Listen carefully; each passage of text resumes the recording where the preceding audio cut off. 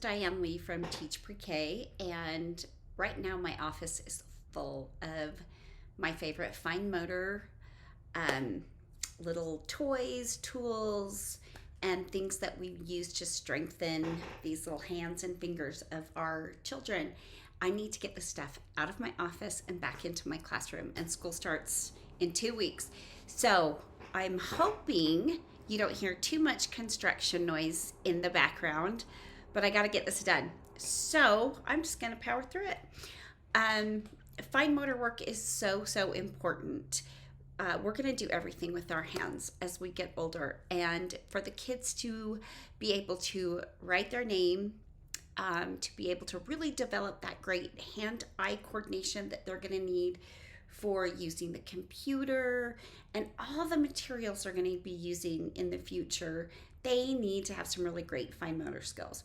So I'm just going to show you some of the favorite things that I have in my classroom. This by far is not everything, but it's some of the things that I really have grown to love. There's always markers and crayons, scissors.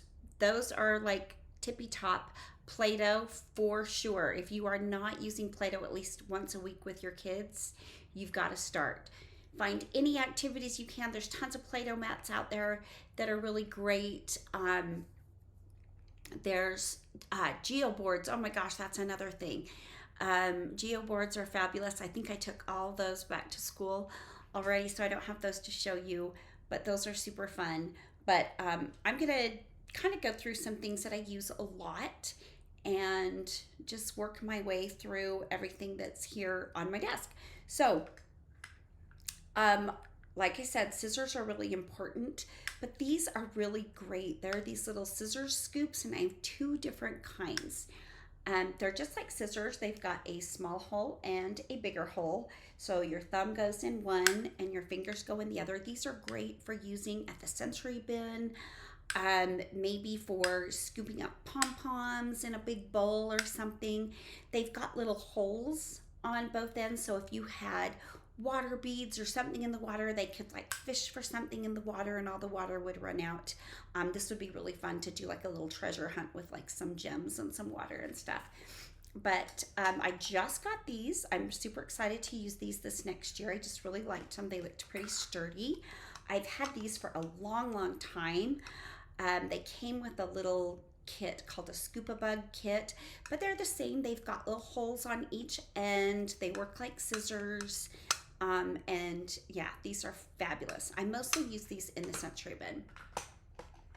Last year, I wanted to do a Hungry Caterpillar activity. I've had it in my head for years and years, where the kids punch a little hole in the different items the Hungry Caterpillar eats, and I have since gone on to make a whole bunch of punch cards that I'll have in my fine motor activities in my Teachers Pay Teacher stores. I'm just finishing them up, so I don't have in my store quite yet, but when I do, I'll leave a link.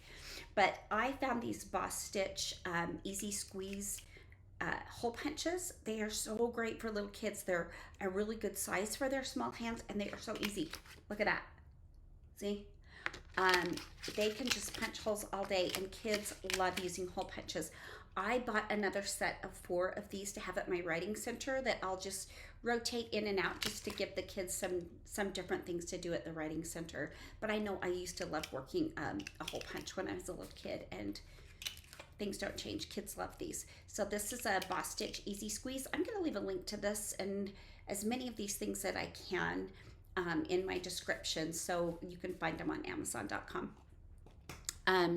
One thing that's really fun is like little tongs, and these are Gator Grabbers. They're little alligators. I don't know if you can see. Let me pull that up really close. Oops, I got him upside down, but there he is. And kids just use these just like anything. They squeeze. They put thumb on one end, the rest of their fingers on the other, and they can, you know, pick up little pom-poms, little beads, really anything. You can use these for centers in your sensory bin, to put them out at a little discovery center, science, whatever. So I have these that I use that are really fun. I like these because they're small and they're just perfect for those little hands. So these are Gator Grabbers. I had a whole bucket of these when I got into my classroom. These are some tweezers as well. They've got these nice little places for your thumb and 2 little grooves on one side for fingers. These are a little harder to work. They're a little bit bigger than those Gator Grabbers. Like, look at the difference in the size. So these are a little bit harder for the kids to use. So they, whoops, sorry, just knocked my computer. So these are more of a challenge.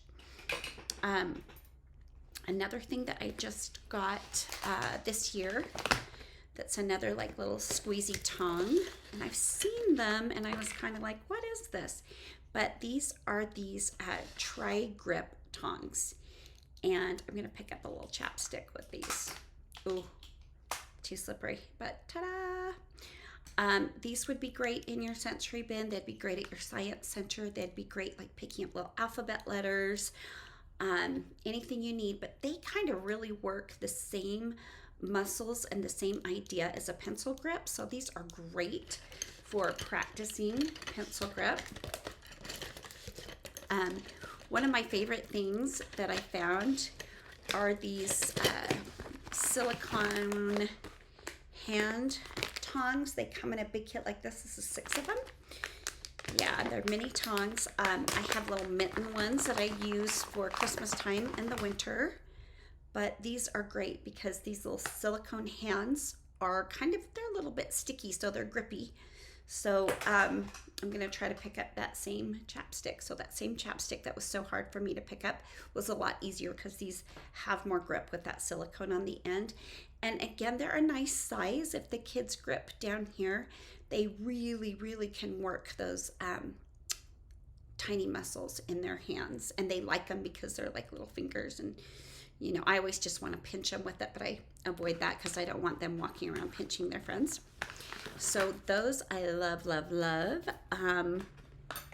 One thing I also like at my sensory bin when I have water in it, or at sometimes when we are doing like liquid watercolor on coffee filters and painting with that, I like these little squeezy droppers. They've got a great interesting shape. They've got a big ball on the end. In some ways they are easier to use than your standard pipette, but I really like these. And plus you can get like a pack of 1,000 of these for $7 on Amazon. I'll put a link. But these are great because they really use those little squeezy muscles like we use when we're playing with Play-Doh and other things like that. This is a really fun toy. These little things that I found, they're called brain flakes. I have something similar in my classroom, but I really liked these because I like the colors. But how they work is you just put them together groove to groove, and you can just build anything you want. But I really like these colors. They've got pretty much every color of the rainbow in this little set. So these are brain flakes. I have these, but they're all kind of broken. So it's hard for me to show you how these work. But normally when these are brand new, they are like stuck together like this, and then the kids have to squeeze them to open them. And we use these with kinetic sand because you can make little balls of kinetic sand with these. But I can see some stress points here. I might have to replace these. But if these break this quick, maybe these aren't the best. But I know the kids had a lot of fun playing with these in our sensory bin when I had kinetic sand in there. Fantastic, easy, can use these for a million different things. Are these price stickers where the kids really need to learn to fold the paper and peel the sticker off. These are a great fine motor because they really make the kids work hard on both folding the paper and peeling the sticker. So you can use these. I've done these. I use them in the spring. We do planting a rainbow and we make flowers out of all of these. When we do Go Away Big Green Monster, we use these as the 2 big yellow eyes, and I just draw a little black circle in them. But price stickers are fantastic. You could put sheets of these out and just let the kids go crazy, and they would have a lot of fun making pictures and other things. Everybody's favorite, I hope, are Unifix Cubes. These are my favorite. They take a little bit of effort to put together, but not as much effort as snap cubes and other cubes like that. These are great for 3 and 4-year-olds. I will move on to snap cubes, which I will show you right now. A little later in the year, thing with the snap cubes is they all have this little end that you really have to work to get into the other side. So I'll wait until after Christmas to bring these out for my pre-K kids, because these might be a little frustrating for them at the beginning of the year, and I want them to feel successful. So I really do enjoy those, but not at the beginning of the year. Y'all, this is about 1/100th of my mini eraser collection. I have so many. But I love these mini erasers because they are so tiny. And we will do a lot of things, like we'll fill in lines with these straight lines, jagged lines, curvy lines, letters, numbers. I can print off some that are empty in the middle and just an outline. And we can practice numeral and letter formation. They're great for sorting. They're great for counting. 1,000,001 uses for these. And plus you can find them in like little bunches at Target, at the dollar spot. You can find them there all the time. I made a set of lacing cards as part of my fine motor skills packets. And what I like to do with these is to just attach and on one end, and then teach the kids to go through the holes with the string. These strings are also great to use with any kind of like big beads. I have a big center. I put a lot of lacing beads out for my class as well. Some kids really like it. It gets really confusing. They always think they can take their necklace or creation home with them.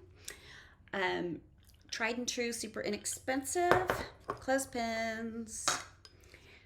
Clothespins are great. We use clothespins. I'll show you my favorite thing to do. My favorite thing to do with clothespins is you can do little sorting games with Pom Poms and use the clothespin. You can also use like hand tongs, like Gator Grabbers, the other tongs, for sorting or making Pom Pom pictures and stuff. What's also great is you can put a Pom Pom on a clothespin like this, and you can use paint and you can make like a little dauber picture without using those bingo daubers. But clothespins are great. I make a lot of counting cards where they have to clip the number, or letter match cards where they have to clip the letter. The kids really like using the clothespins too, which I enjoy because I just don't see those around so much anymore. Everybody has a washer and dryer. Okay, so I love these. These are perler beads, but these aren't the tiny perler beads. These are called Biggie Beads. So perler is spelled P-E-R-L-E-R.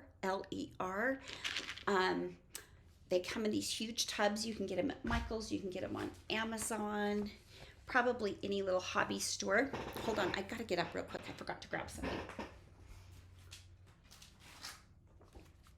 Okay. You can also buy these little bead trays. You see all those little spikes like that? And you can put these pictures under them. And then you just, the kids, I usually do these on big trays. And the kids just match the color with the bead. And they make a picture like that. But these are tiny. They're great for making bracelets and stuff too. And